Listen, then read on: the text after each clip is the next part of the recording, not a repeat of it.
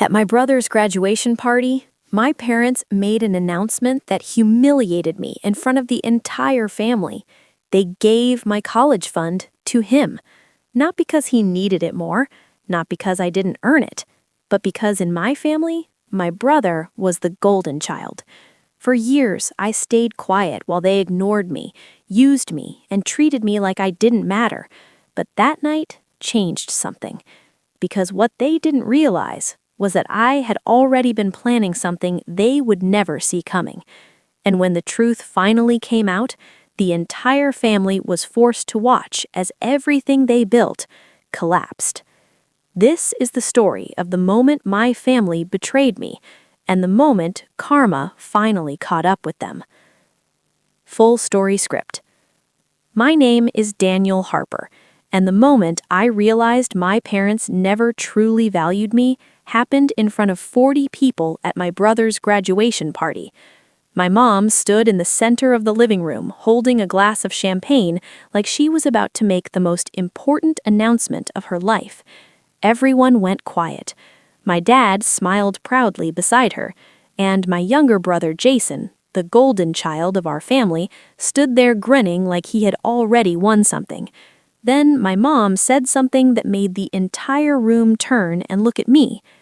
"Daniel has always been such a selfless older brother," she said sweetly. People nodded politely. I didn't know why yet, but my stomach already felt tight.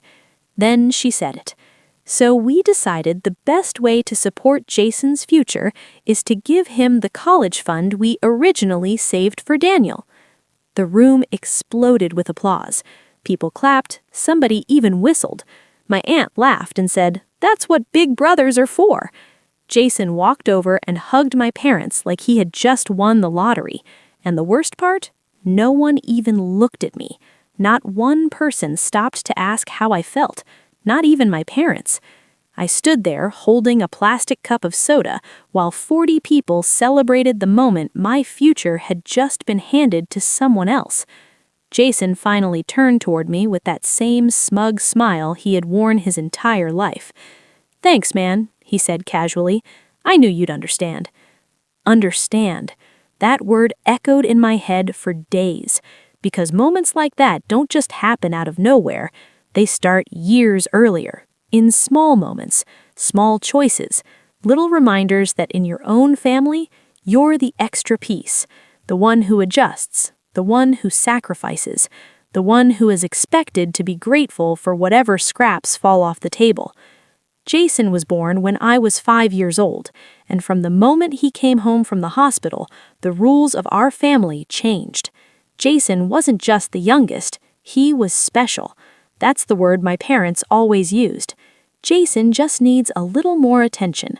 Jason is more sensitive. Jason has so much potential. Meanwhile, I became the responsible one, the easy one, the one who didn't cause problems. If Jason broke something, it was because he was curious. If I broke something, I was careless. If Jason got a C on a test, my parents would say, "He's trying his best." If I got a B, my dad would sigh and say, "You're capable of more." I learned very early that love in my family came with conditions. Jason received praise, I received expectations, and the older we got, the more obvious the favoritism became. When I was 15, I got my first part-time job at a grocery store. My parents told everyone how proud they were that I was learning responsibility, but the truth was, I had started working because I needed money for school, books, clothes, application fees. Jason never had to worry about those things. My parents paid for everything he wanted: new phone, gaming consoles, private soccer coaching. One time when I was 17, I asked my parents if they could help me pay for an SAT prep course. It cost about $400. My dad frowned like I had asked for a sports car. "That's a lot of money," he said. 3 weeks later, they spent $2,000 sending Jason to a summer soccer camp. When I brought it up, my mom said something I'll never forget. "Jason has real talent. We need to invest in his future." Invest. Like I was some kind of bad stock, something not worth putting money into. But the thing that kept me going through all of it was one promise: my college fund. My parents had started it when I was a kid. They talked about it all the time. "Don't worry about student loans," my mom would say proudly. "We've been saving for your education since you were born." That fund was the one thing that made me believe my parents cared about my future, the one thing that made all the sacrifices feel worth it. And then, on the night of Jason's graduation party, they gave it to him, just like that. No warning, no conversation, just applause and champagne. But what my parents didn't know that night was that their decision had just set something in motion, something they would regret for the rest of their lives. Because while everyone at that party thought I was the quiet, obedient older brother who would simply accept it, I had already started realizing something important, something that would change everything. And the moment that realization hit me, I began making a plan that would take 3 years to unfold. And when it finally did, my parents and my golden child brother would wish they had never taken that money in the first place. For the first few days after that party, I didn't say anything. Not to my parents, not to Jason, not to anyone. And that silence confused them, because in my family, silence usually meant agreement. My mom even sent me a text the next morning. "Thank you for being so understanding last night. Jason really needs the support right now." Understanding. I stared at that message for a long time. Not angry, just clear. Because for the first time in my life, I stopped asking myself why my parents treated me this way. Instead, I asked a much more important question. Why did I keep letting them? That question sat in my mind for weeks, then months, and slowly something started changing in me. I stopped trying to impress them, stopped chasing their approval, stopped explaining myself. Instead, I focused on one thing: getting out. Without their help, without their money, without their permission. I took extra shifts at the grocery store. Then I got a second job doing deliveries at night. It was exhausting. There were nights I slept 3 hours before school, but every dollar I saved felt like a tiny piece of freedom. Meanwhile, Jason's life continued exactly the way it always had. My parents paid for his tuition, his apartment, his car, his food, everything. And every time I visited home, my mom would casually mention how expensive everything was becoming. "College is just so costly these days," she'd sigh. Jason would sit there scrolling on his phone while my parents worried out loud about money. Not once did they mention that the money they were using had originally been saved for me. But the moment that truly changed everything happened about a year later. It was Thanksgiving, and I had come home for dinner. The same house, the same dining table, the same family dynamic that had always existed. Jason was talking loudly about how hard his college classes were. "My economics professor is brutal," he complained. "I might fail the midterm." My dad immediately said, "If you need a tutor, we'll get you one." Then my mom turned to me. "So, Daniel," she said casually, "how's community college going?" There it was, that subtle tone, the one that made it clear my life was smaller, less impressive, less important. "Good," I said simply. Jason laughed. "Man, I don't know how you do it." "Do what?" "Community college," he said. He said it like it was some kind of joke, like I had chosen it because I couldn't handle something better. But before I could respond, my dad said something that made the entire table go quiet. "Well, Daniel has always been more practical." Practical. That word hit harder than they realized, because what he meant was less ambitious, less talented, less worth investing in. I looked around that table, at the people who had decided my future without ever asking me what I wanted. And in that moment, I understood something. They didn't see me as their son. They saw me as the backup plan, the responsible one, the reliable one, the one who would always figure things out on his own. And that's when the final piece of my plan clicked into place. Because while my parents believed they had already decided my future, They had no idea what I had been quietly building behind the scenes.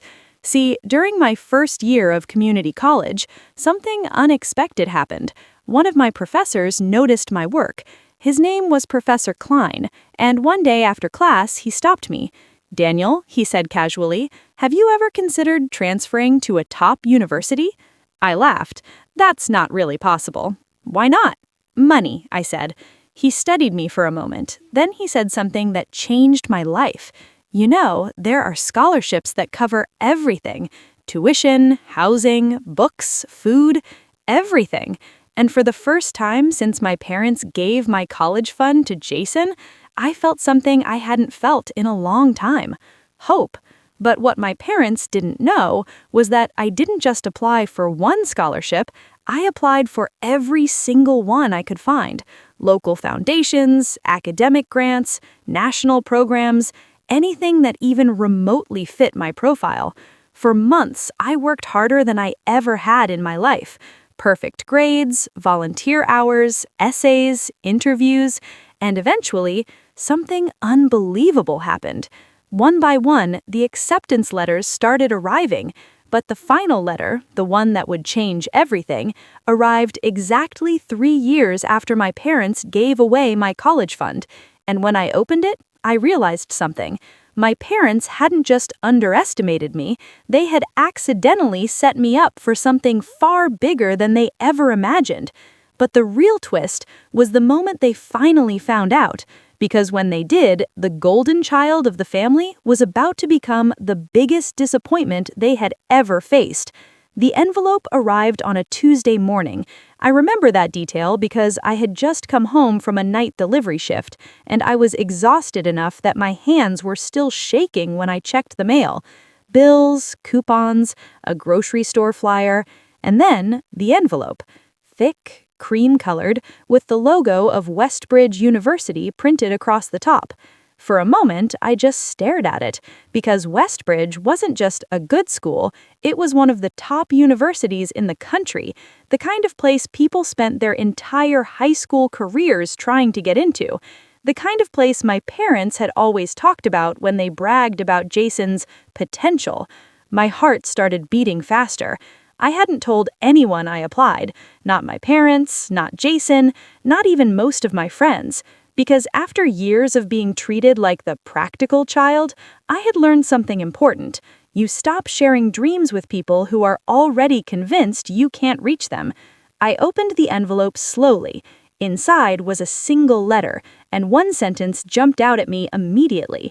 "We are pleased to offer you the Presidential Merit Scholarship." I had to read the paragraph 3 times before it fully sunk in. Full tuition, full housing, meal plan, books, even a small living stipend. Everything covered. Everything. I sat down on the edge of my couch and laughed, not loudly, just quietly, because the irony was almost unbelievable. 3 years earlier, my parents had taken away the one thing they believed I needed to succeed, and somehow I had ended up with something better, much better. But the moment that really mattered wasn't when I read the letter, it was when my parents found out. That happened about 2 weeks later. My mom called me one afternoon. "Daniel," she said, "we're having a family dinner this Saturday. Jason will be home from college." Her voice had that familiar tone, the one that meant the dinner was really about Jason. "Okay," I said. "You'll come?" "Yeah." "Good," she said. "We have something exciting to celebrate." Of course they did. Jason had always been the reason for celebrations. Birthdays, achievements, random Tuesday nights when he did something mildly impressive. But this time, things were going to be different. Saturday night, I drove back to my parents' house, the same house where that graduation party had happened 3 years earlier. Walking inside felt strange, like stepping into an old version of my life. The smell of my mom's cooking filled the house. My dad was setting the table. Jason was already sitting in the living room, scrolling through his phone. "Hey," he said casually when he saw me. He didn't even stand up. That hadn't changed. Dinner started the same way it always did. Small talk, my mom asking Jason about school, my dad nodding proudly. Then halfway through the meal, my mom clinked her glass. "I have an announcement," she said. Jason grinned. Of course he did. My mom beamed. "Jason has been accepted into a prestigious internship program this summer." My dad clapped immediately. "That's my boy." Everyone looked at Jason. He shrugged modestly. "It's a big opportunity," he said. My mom looked around the table proudly. We always knew Jason would do something great. There it was again, that same script they had used my entire life. Jason was the future. Jason was the investment. Jason was the one worth celebrating. Then my dad turned toward me. "How about you, Daniel?" he asked. It sounded polite, but I knew the real meaning. "Anything interesting happening in your smaller life?" I wiped my mouth with my napkin. Then I said something I had been waiting 3 years to say. "Actually, yeah." Everyone looked at me. My mom tilted her head. "Oh?" "I got accepted somewhere," I said. Jason smirked. "Community college transfer program?" he joked. I shook my head. "No." My dad frowned slightly. "Where?" I reached into my jacket and placed the letter on the table. "Westbridge University." The room went silent. My mom blinked. "Westbridge?" Jason laughed. "Wait, the Westbridge?" "Yeah." My dad picked up the letter. His eyes moved slowly across the page. And then something happened I had never seen before in my entire life. My father looked stunned. He read the scholarship paragraph again. Then he said quietly, "This says, full scholarship?" "Yep." My mom leaned closer. "Full?" "Everything's covered. Housing, tuition, books, food." Jason's smirk slowly disappeared, because suddenly, the story my family had believed for 20 years was collapsing right in front of them. The practical child, the backup plan, the one they didn't invest in, had just achieved something none of them expected. But the real moment, the one that changed everything, happened seconds later, because my mom said something they proved they still didn't understand what they had done. She smiled and said, "Well, maybe Jason can transfer there too someday." And that's when I realized something. They still thought this story was about him. They still thought my life was somehow connected to Jason's success, that I would always be the supporting character in his story. So I looked directly at them and said something they were not prepared to hear. "No," I said calmly, "Jason won't be going there." And what I said next left my entire family speechless. "No," I said calmly, "Jason won't be going there." The room went quiet. Jason frowned immediately. "What's that supposed to mean?" I leaned back slightly in my chair. For the first time in my life, I wasn't nervous at that table. I wasn't trying to impress anyone. I wasn't trying to avoid upsetting anyone. I was just telling the truth. "The transfer acceptance rate at Westbridge is under 3%, I said. My dad slowly put the letter back on the table. "But maybe he could apply," my mom said quickly, that same hopeful tone she always used when talking about Jason. I shook my head. "He already tried." Jason's eyes snapped toward me. "What?" I looked at him. "You applied last year." Now everyone was staring at him. Jason shifted in his chair. "Lots of people apply," he muttered. My dad looked confused. "You didn't tell us that." Jason shrugged. It wasn't a big deal.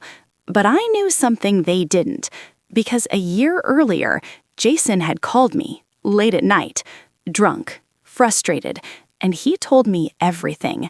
Westbridge had rejected him, not just once, twice, and suddenly the golden child didn't look so golden anymore. But that wasn't the real twist. The real twist was what I said next. "You know what the funny part is?" I asked. My mom frowned slightly. "What?" I folded my hands on the table. "If you hadn't given Jason my college fund, none of this would have happened." My dad blinked. "What do you mean?" "I mean," I said calmly, "if I had gone straight to a 4-year university like you planned, I never would have met Professor Klein." Jason looked annoyed. "Who?" The professor who helped me apply for the scholarship that's paying for my entire education. Silence. I let the moment sit there, because the realization was slowly spreading across their faces. If they hadn't taken that money, if they hadn't pushed me toward community college, if they hadn't underestimated me, I never would have taken the path that led to Westbridge. My mom looked almost confused. "Well, that's wonderful then," she said quickly, like she was trying to spin the moment back into something positive. But she didn't understand. This wasn't a happy family story. This was the moment everything finally became clear. I looked directly at them. "You didn't help me succeed," I said. "You accidentally forced me to." My dad looked uncomfortable. "Daniel, we always believed in you." That made me laugh. Not loudly, just once. "You gave away my future in front of 40 people." My mom's voice sharpened. "We supported Jason because he needed it." I nodded. "Exactly." Jason leaned forward. "What's that supposed to mean?" I looked straight at him. "You needed the help." Then I said something no one in my family had ever said out loud before. "And I didn't." That sentence hung in the air. Jason's jaw tightened. My mom looked offended. My dad looked thoughtful. For the first time in years, no one had a response ready. Because the truth was simple. Jason had always been the one they invested in, but I was the one who succeeded without them. And that realization was uncomfortable for everyone at that table. Dinner ended awkwardly after that. My mom tried to change the subject. My dad asked a few stiff questions about the scholarship. Jason barely spoke at all. But as I stood up to leave, something unexpected happened. My dad followed me to the door. "Daniel," he said quietly. I turned. He looked older than I remembered. Not physically, just tired. "I'm proud of you," he said. It was the first time I had heard those words from him in years, but they came 3 years too late. "Thanks," I said, and then I walked out. Life after that night changed in ways my family never expected. Westbridge was everything I had hoped for, challenging, exciting, full of people who pushed me to think bigger than I ever had before. For the first time in my life, I wasn't the overlooked one. I was just another student working hard to build a future. Jason's story didn't go the way my parents had imagined. The internship he bragged about fell through. His grades slipped. Eventually, he dropped out of the program he had been studying. My parents tried to help him again. More money, more support, more chances. But success doesn't come from being protected from failure, and Jason had never learned how to deal with it. Meanwhile, my life kept moving forward. By the time I graduated from Westbridge, I had already accepted a job offer from a major consulting firm. The starting salary was more money than my parents had ever made in a year. The day I signed the contract, I sat in my apartment and thought about that graduation party 3 years ago. The applause, the humiliation, the moment my parents handed my future to someone else. And I realized something strange. If that night hadn't happened, I might still be chasing their approval, trying to prove my worth to people who had already decided what I was worth. Instead, I built a life that didn't need their approval at all. A few months after I graduated, my mom called. She wanted to have dinner. "Just the family," she said. I knew what it was really about. Regret. But some things can't be undone with one conversation. "I'm busy," I told her. And for once in my life, I didn't feel guilty about saying no. The truth is this: being the responsible child in a family can feel like a burden. You're the one who fixes problems, the one who sacrifices, the one who's expected to understand. But sometimes the greatest gift people can give you is underestimating you. Because when no one expects you to succeed, you're free to build something extraordinary on your own. And that's exactly what I did. So if your family ever treats you like the backup plan, remember this: the backup plan is often the one who survives when everything else falls apart.